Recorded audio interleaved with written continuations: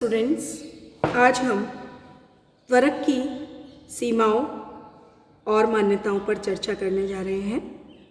त्वरक गुणांक आय, उत्पत्ति व निवेश का संबंध बतलाता है, जो स्थिर पूंजी उत्पत्ति अनुपात पर आश्रित होते हैं।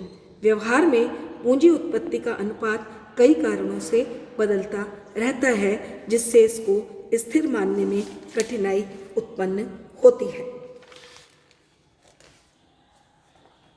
इस सिद्धांत की कई मान्यताएं भी विवादग्रस्त मानी गई हैं, जिसके कारण इनकी निम्न सीमाओं पर ध्यान आकर्षित करना आवश्यक होगा। पहला, मांग के अल्पकालिक परिवर्तन से सिद्धांत में बाधा। यदि उत्पत्ति के या उपभोग के परिवर्तन जो होते हैं वो अल्पकालिक होते हैं, तो उनकी पूर्ति प्रचलित पूंजीगत स्टॉक का अधिक समय तक उपयोग करके या अतिरिक्त पाली में मशीनें या कारखाना चलाकर उत्पत्ति बढ़ाई जा सकती है। इसके लिए नया पूंजीगत उपकरण लगाने की आवश्यकता नहीं पड़ती, जिससे निवेश की मात्रा त्वरक गुणांक के अनुसार नहीं बढ़ती। दूसरे शब्दों में, ऐसी स्थिति में त्वरक कमजोर हो जाता है, क्योंकि पुराने पूंजीगत साज सामान से काम चलाने का प्रयास किया जाता है। इसलिए त्वरक सिद्धांत के लागू होने के लिए यह आवश्यक है कि पूंजीगत स्टॉक में अतिरिक्त उत्पादन की क्षमता नहीं होनी चाहिए। इसलिए जब उत्पत्ति की मात्रा बढ़ानी होगी तो नई पूंजी, मशीनें वगैरह उनकी आवश्यकता होगी और त्वरक पर अपना प्रभाव दिखाएगा। त्वरक की क्रिया के लिए मान लिया जाता है कि नए श्रमिकों को भी प्रति श्रमिक उतनी ही पूंजी प्रदान की जाती है जितनी पूर्व श्रमिकों को प्रदान की गई थी। इसे पूंजी विस्तार भी कहा जाता है, लेकिन व्यवहार में पूंजी गहन विधि प्रयुक्त होने लगती है, जिससे प्रति श्रमिक पूंजी की मात्रा बढ़ाई जाती है। ऐसी स्थिति में पूंजी अनुपात, उत्पत्ति अनुपात स्थिर नहीं रह पाता, बल्कि ऊंचा हो जाता है। इससे त्वरक स्थिर नहीं रह पाता। आधुनिक युग में पूंजी गहनता एक आम बात हो गई है। प्रत्येक श्रमिक को पहले से अधिक कीमत का पूंजीगत साज सामान देना होता है। इससे अधिक पूंजीगत स्टॉक की आवश्यकता होती है, जिससे त्वरक बढ़ जाता है। त्वरक गुणांक टेक्नोलॉजी के साथ साथ बदलता जाता है।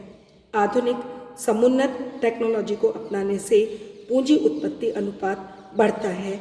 यह कृषिगत, औद्योगिक, इंफ्रास्ट्रक्चर आदि सभी क्षेत्रों को प्रभावित करता है। इसलिए आधुनिक युग में टेक्नोलॉजिकल परिवर्तन निरंतर त्वरक गुणांक को प्रभावित करते रहते हैं, जिससे इसकी स्थिरता की मान्यता का महत्व काफ़ी कम हो गया है।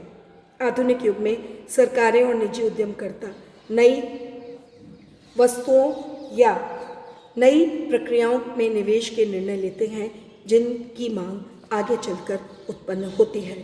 त्वरक सिद्धांत में यह भी मान लिया गया है कि पूंजीगत वस्तुओं के उद्योगों में उत्पादन बढ़ाने की अतिरिक्त क्षमता विद्यमान रहती है, तभी आय और उपभोग के बढ़ने पर नई मशीनों का उत्पादन बढ़ाना संभव होता है। यदि पूंजीगत वस्तुओं के उद्योगों में उत्पादन बढ़ाने की क्षमता और संभावना नहीं होती है, तो त्वरक काम नहीं कर पाता है। इसलिए बौद्धिक बाधाएं हो सकती हैं, जैसे इस्पात की कमी, अथवा वित्तीय बाधाएं हो सकती हैं, जैसे उद्यमकर्ताओं को आवश्यक मात्रा में ऋण उपलब्ध न होना, अथवा ऊंचे ब्याज के कारण कर्ज प्राप्त करने में कठिनाई हो सकती है। अतः भौतिक व वित्तीय साधनों के अभाव में पूंजीगत वस्तुओं के उद्योगों में मांग के परिवर्तनों के अनुसार उत्पादन को बढ़ाना कठिन हो जाता है। इसलिए त्वरक सिद्धांत के लागू होने के लिए यह मान्यता भी स्वीकार की जाती है कि उत्पत्ति को बढ़ाने के लिए नए पूंजीगत साज सामान का निर्माण करने के लिए पूंजीगत माल के उद्योगों में अतिरिक्त उत्पादन क्षमता होनी चाहिए, जिसका आवश्यकता पड़ने पर उपयोग किया जा सके।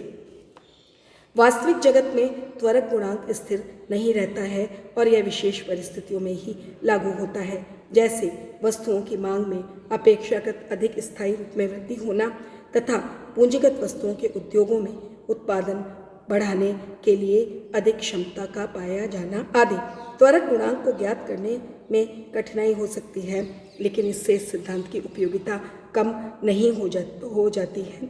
इसका आर्थिक क्रिया के उतार चढ़ावों के अध्ययन में केंद्रीय स्थान माना गया है। कीन्स ने गुणक की अवधारणा पर ही अपना ध्यान केंद्रित किया था। क्योंकि वह अर्थव्यवस्था को मंदी की स्थिति से निकालने के लिए सार्वजनिक निवेश को बढ़ाने के पक्ष में थे। उनके लिए त्वरक पर जोर देने का उपयुक्त अवसर नहीं आया था। गुणक और त्वरक में मूलभूत अंतर होता है। स्टेनियर और हेग के अनुसार गुणक अंततः मनोविज्ञान पर निर्भर करता है और यह उपभोग की प्रवृत्ति पर निर्भर करता है, जो उपभोक्ता की रुचियों आदतों के द्वारा निर्धारित होने के कारण व्यवहार संबंधों को दर्शाता है। त्वरक एक सीमित किस्म के तकनीकी तथ्य पर निर्भर करता है। यह इस तथ्य पर निर्भर करता है कि अंतिम वस्तु की एक दी हुई मात्रा उत्पन्न करने के लिए पूंजी की एक दी हुई मात्रा की आवश्यकता होती है। त्वरक टेक्नोलॉजी पर आधारित होता है, अतः समष्टि आर्थिक सिद्धांत में दोनों का उपयोग लाभकारी होता है। अब यदि हम ये देखें कि अविकसित देशों में त्वरक सिद्धांत के लागू होने की क्या स्थितियाँ हैं, क्या बाधाएं हैं, तो अविकसित देशों में कुटीर व लघु उद्योगों का उत्पादन इकाइयों के रूप में बाहुल्य होता है। ये श्रम गहन होती हैं। इनमें उत्पादन क्षमता का कुछ भाग अप्रयुक्त अवस्था में पाया जाता है, इसलिए मांग बढ़ने पर भी इनमें पूंजी बढ़ाने की इतनी ज़रूरत नहीं पड़ती जितनी आधुनिक ढंग के पूंजी गहन उद्योगों में होती है। इसलिए इन देशों में स्वाभाविक रूप से त्वरक का प्रभाव कम हो जाता है। विकासशील देशों में पूंजीगत उद्योगों के विकास के लिए आवश्यक टेक्नोलॉजी, क्षमता, दक्षता, वित्तीय साधनों आदि का अभाव होने से भी त्वरक की क्रिया का प्रभाव कम हो जाता है।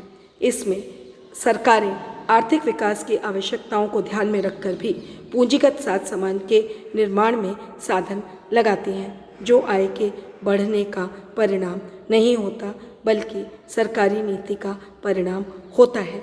जैसा कि भारत में द्वितीय पंचवर्षीय योजना में सार्वजनिक क्षेत्र में भारी उद्योगों के विकास की रणनीति के तहत किया गया था, अतः इसका भी त्वरक सिद्धांत से पूरा मेल नहीं खाता। विदेशों से मशीनें और अन्य पूंजीगत साज सामान आयात करने की सुविधा नहीं होने से भी त्वरक का प्रभाव कम हो जाता है, क्योंकि देश में उत्पत्ति को बढ़ाने के लिए निवेश तो बढ़ाना जरूरी हो जाता है, चाहे वह स्वदेशी साधनों से हो या विदेशी साधनों से। इसलिए विदेशी निवेश जैसे कि विदेशी पूंजीगत साज सामान, मशीनें और उपकरण आदि की सुविधा होने से त्वरक की क्रिया अधिक तेज हो पाती है।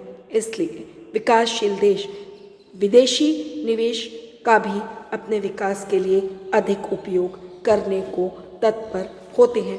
इस प्रकार ये कहा जा सकता है कि त्वरक प्रभाव विशेषतया विकसित औद्योगिक अर्थव्यवस्थाओं में अधिक सक्रिय रहता है।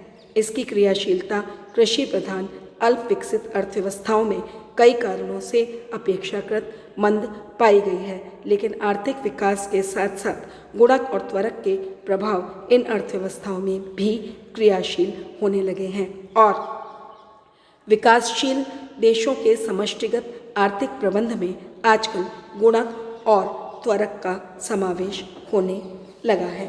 Thank you very much.